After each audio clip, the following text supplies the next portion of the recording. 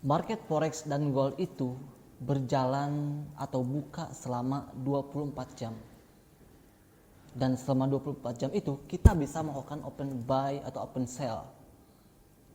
Nah, kalau gitu apakah kita harus nongkrongin chat selama 24 jam itu? Tidak. Terus kalau misalkan gak ada waktu buat trading atau sering ketinggalan momen, gimana? Jawabannya kan ada expert advisor. Terus ada pertanyaan lagi, emang expert advisor bisa apa? Oh banyak. Kalau pengen tahu, simak video ini sampai selesai, oke?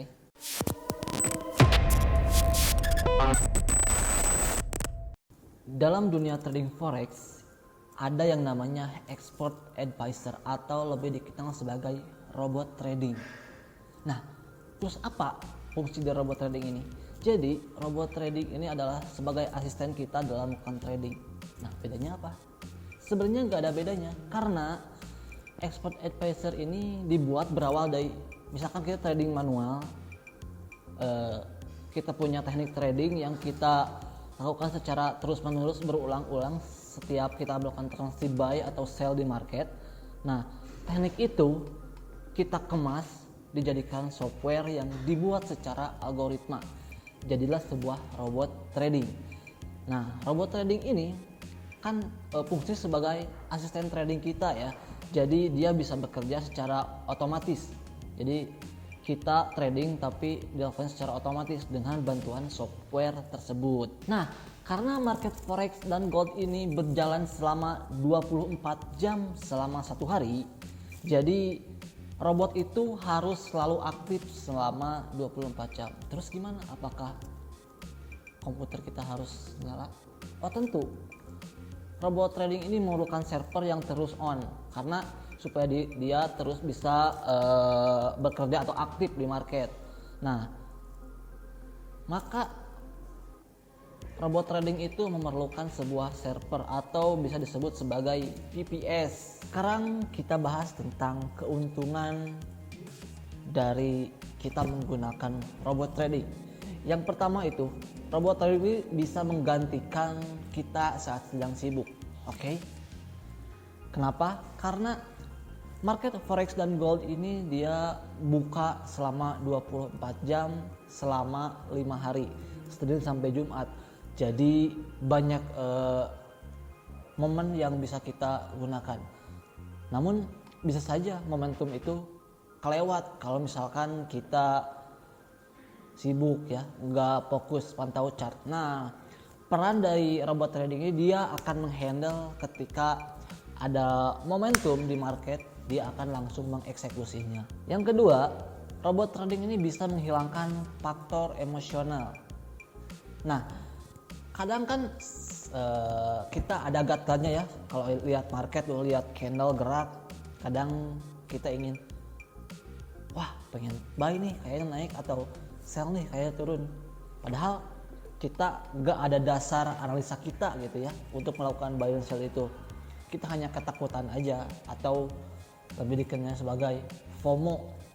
Aduh, takut ketinggalan momen nih, marketnya takut naik, atau misalkan wah takut nanti turun deras, kita sell aja. Nah, robot trading ini akan menghandle itu. Jadi robot trading bakal ngilangin faktor emosional itu. Jadi dia bakal melakukan entry atau open buy atau open sell itu sesuai sistem trading yang kita gunakan. Jadi nggak akan asal-asalan untuk entry ke market. Yang keempat,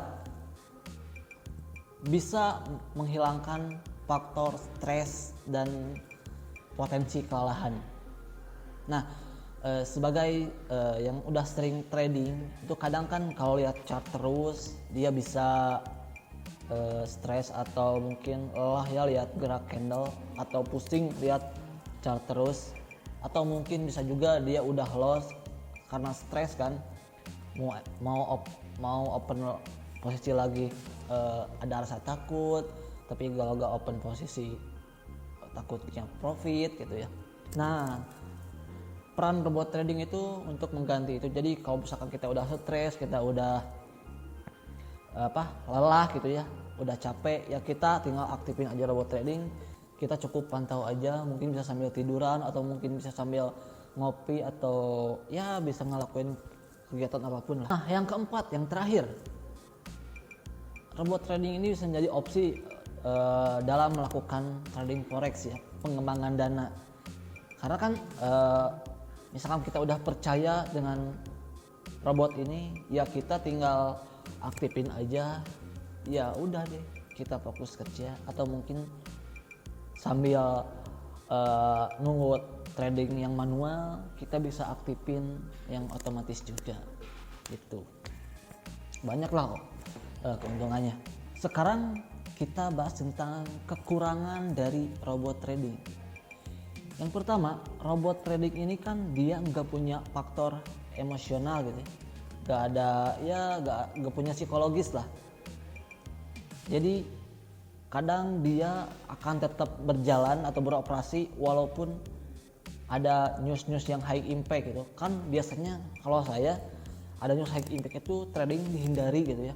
Ya kalau misalkan robot ini dia akan terus aja berjalan, nggak peduli di depan ada news apa, mungkin ada EYMC, ada NFI atau misalkan ada CPI, PPI, dia nggak peduli, terus aja jalan. Dan kadang di situ yang bisa menyebabkan robot itu down atau dana kita yang amblas. Nah sekarang yang kekurangan yang kedua ini, jadi si robot trading ini karena dia udah dibuat secara algoritma, kadang dia itu kaku ya. Ya pokoknya dia fokus aja. Tekniknya itu kayak gini gitu. OP-nya kayak gimana, misalkan konfirmasinya kayak gimana, ya itu kaku aja. Beda dengan trading manual, kita bisa explore terhadap beberapa technical analysis. Mungkin bisa beberapa ya kita lihat dari sisi support resisten, kita bisa lihat dari sisi supply and demand, atau kita bisa lihat dari web, atau mungkin kita pakai Fibonacci atau moving average. Tapi kalau misalkan pakai robot trading itu kaku, nggak bisa kita gonta-ganti explore strategi atau teknikal yang lain. Itu kekurangan dari robot trading. Oke guys, jadi gini, tadi kelebihannya udah saya bahas, keuntungannya udah saya bahas, kemampuannya udah saya bahas, dan kekurangannya udah saya bahas juga. Di sini kalian perlu tahu bahwa ya robot trading itu bisa making money, bisa menghasilkan profit secara otomatis tanpa kita harus melakukan trading. Tapi perlu kalian ketahui juga bahwa mau itu trading manual atau otomatis sama aja mempunyai resiko untuk mengalami kerugian. Jadi sebelum kalian melakukan atau memilih untuk menggunakan robot trading, pastikan kalian riset dulu dan forward test atau mungkin back test terlebih dahulu tentang kinerja atau kemampuan dari robot trading yang akan kita gunakan atau kita pilih. Buat kalian yang gak punya teknik trading atau mungkin belum ngerti caranya trading dan membuat sistem trading, mungkin kalian bisa beli di banyak banget ya jasa-jasa yang menjual robot trading, expert advisor, macem-macem lah tekniknya. Kalian tinggal beli dan kemudian kalau udah kalian beli, kalian lihat performanya kayak gimana dengan melakukan backtesting. Sekian dari saya, semoga ini bermanfaat. Dan oh iya, itu adalah menurut saya. Menurut kalian gimana? Ada tambahan atau mungkin ada yang kurang? Kita diskusi di bawah atau kalian bisa komen di bawah kelebihan atau kekurangan yang tadi saya jelaskan. Oke, saya tunggu komentarnya.